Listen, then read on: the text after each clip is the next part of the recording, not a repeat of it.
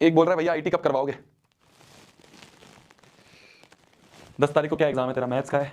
Maths का है तो अभी जो आ रहा है उसको देख लें, हैं? अभी जो आ रहा है उसे देख लें। छोड़ो, चलो छोड़ो, आईटी पढ़ना शुरू करते हैं। लेट्स गो गाइस, मैथ्स जाए भाड़ में। Let's dive into IT.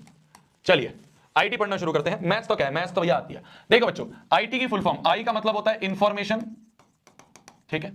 T का मतलब होता है टेक्नोलॉजी, ठीक है। आईटी में आई का मतलब होता है इंफॉर्मेशन और टी का मतलब क्या होता है? टेक्नोलॉजी, ठीक है। चलो मान लो मैं बोलूं तुम्हें कि if the number of letters in first word is x and if the number of letters in second word is y, then using x and y as roots form a quadratic equation,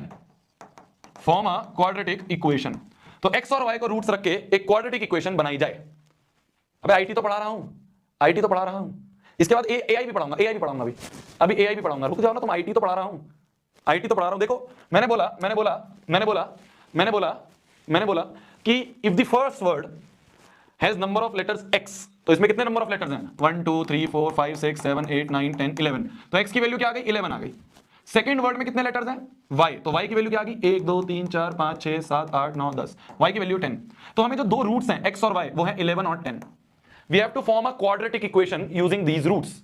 कैसे निकालेंगे quadratic equation? Quadratic equation निकालने के लिए शोभित भैया ने बोला था, quadratic equation निकालने के लिए हमारे गोल होते हैं s और p। पता करो, रूट्स कुछ भी हो, हमें s और p पता होना चाहिए।